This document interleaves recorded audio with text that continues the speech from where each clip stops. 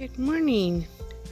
I'm taking a walk out to the kitchen garden to show you what we've been working on. But before I get there, I'd like to give you a little update on the things we've shared with you before. This is the glads that we planted maybe a week, 10 days maybe. They're up. They're looking great. They came through the straw mulch fabulously, and in the next few days we're going to switch out the plastic hoops for metal hoops and get the nets on them so they can grow nice and straight and tall. Here's another update to something we shared a couple of weeks ago, well, probably more like a month ago. This is the alstroemeria that Farmer Tony had covered with black plastic to get rid of the weeds. When we opened them up, they were white. I was worried that they were killed, but as you can see, they weren't. They're blooming now in this gorgeous orange, and they're great in bouquets. They're absolutely fabulous, beautiful, and I'm so happy. Whew. It was a close one. I thought they were a goner. There's still some weeds, but nothing like what we had.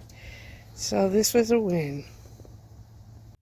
Hi, welcome to Bear Mountain today. One of the things that we're working on is we're in our fence garden and we're trying out a couple of different techniques regarding how to bring these beds back into production. We've got one set that we're using very traditional occultation.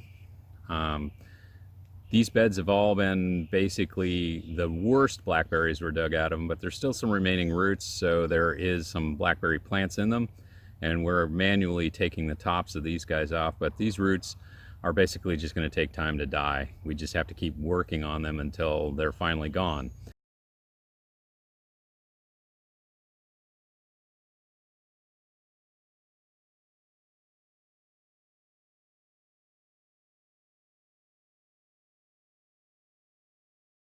The occultation beds that we've done are very simple. It's very traditional. What we did is we gently knocked the weeds down, basically if they were too tall, wetted the beds thoroughly, and then applied a 6 mil black plastic silage type tarp over the top. That'll take about 3 to 4 weeks for it to do its job of everything underneath dying, and the bed would be prepared then to move to the next stage, which would be adding compost, and then we should be able to plant.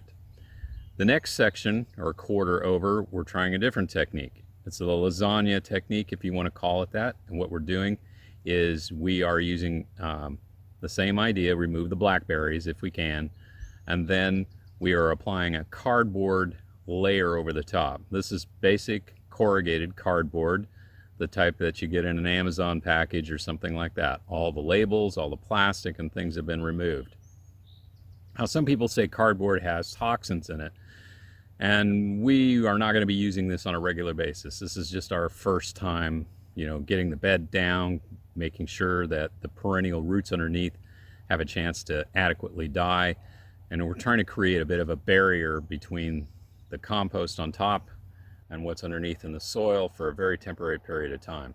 The compost will basically keep a level of moisture on top of that cardboard, and the cardboard will, over a couple of months, essentially break down.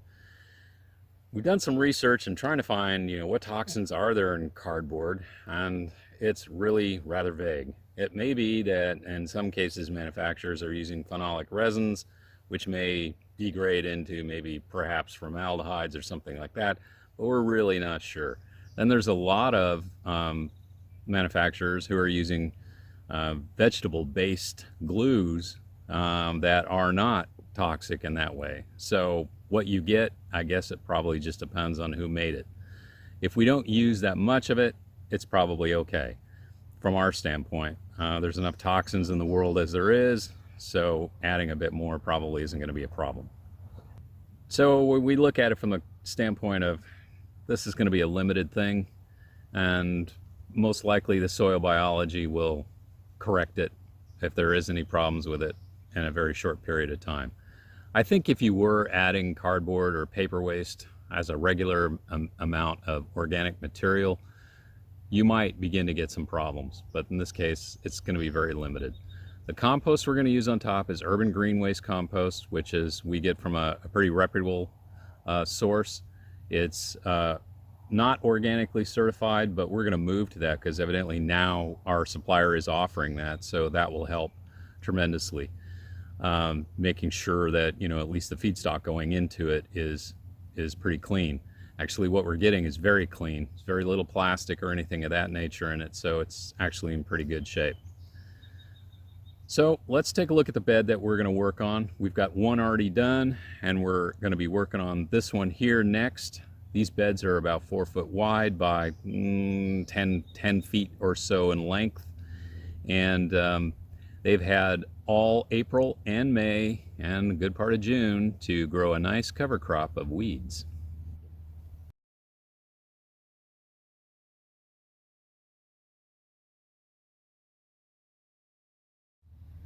Okay, this is the bed itself, and as you can see, there's some blackberries we've got still growing in here.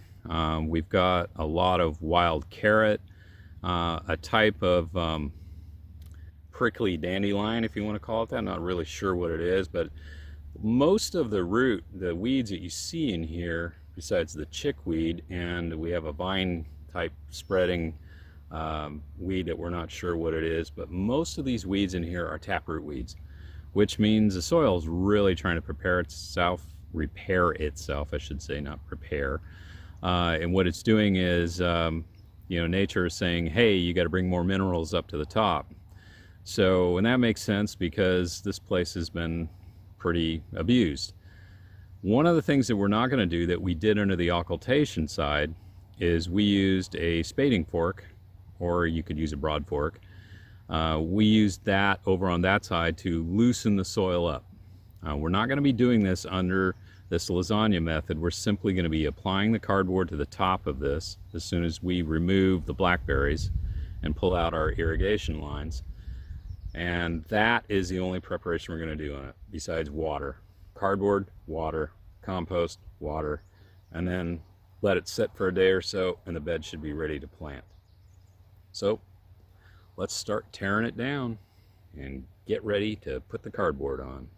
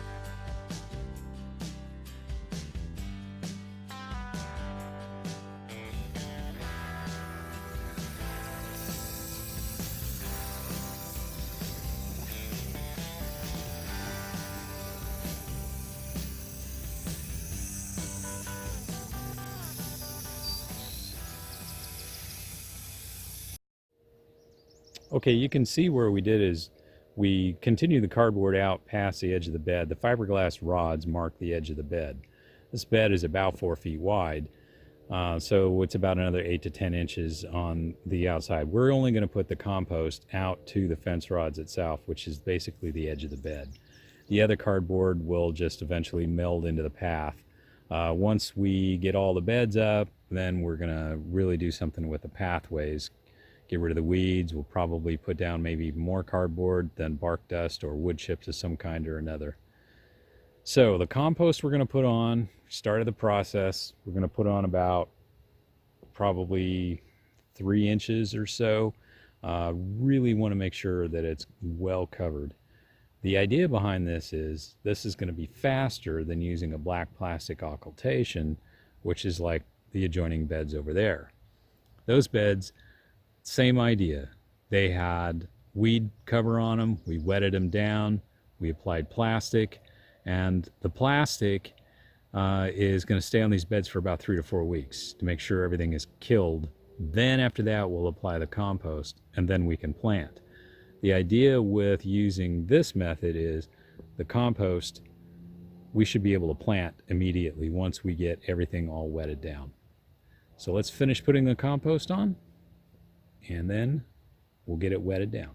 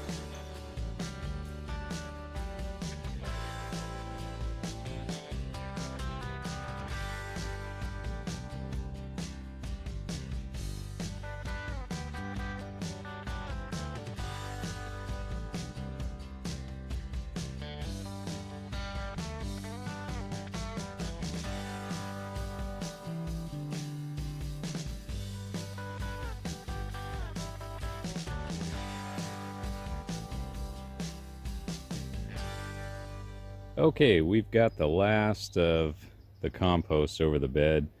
You can kind of see there's a little bit of cardboard sticking out the side. Now, one of the things you may notice is you go, wow, that bed is really humped up. It's not really compost that's making it tall like that. It's the fact that the bed itself is actually, when we originally built these beds, we made them above the grade so that they would drain better in the winter time. And the compost is basically only about a 3-inch covering at the top and maybe 1.5 inches on the sides itself.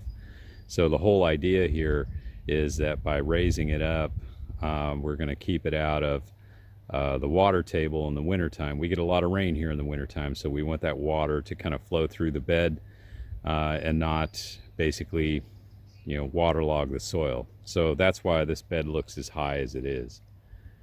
Last step, we just water it down, and then we are ready to plant. Now, one of the things we're going to do when we plant is we're going to add extra worm castings to the planting hole. This would be above what we'd normally do, and the reason why is we're applying this compost, even though it's pretty well aged, we're applying it in June instead of in the fall and letting the biology kind of grow itself into this. So this is a pretty disturbed site. So what we want to do is we want to make certain, using this urban waste compost, that we provide an extra fertility boost to the transplants. As things stabilize, the compost and the soil underneath will end up giving it enough fertility to continue on. So we're going to put cucumbers in this bed. That'll be our next step after this, but we just wanted to show you this methodology, and we're giving it a try. It's going to be an experiment to see. We're going to do a few beds in this technique, and then we also have, as you can see, the beds behind us we've shown before that we're using the black plastic occultation. And then we actually have over here that in this technique, this was the first bed we brought back, and it's got brassicas in here, and they have been doing pretty well. They've adapted to the transplant. These are broccolis and cauliflowers. Might be a little bit tight, we'll thin it out, but the plants themselves are looking really pretty good. This technique was simply compost on top of the soil, and we had forked the bed underneath to get some compaction. You can already see when you pan back and look at the bed itself that it's not as high a grade as the one we just did. And that just happens with time. It begins to settle down.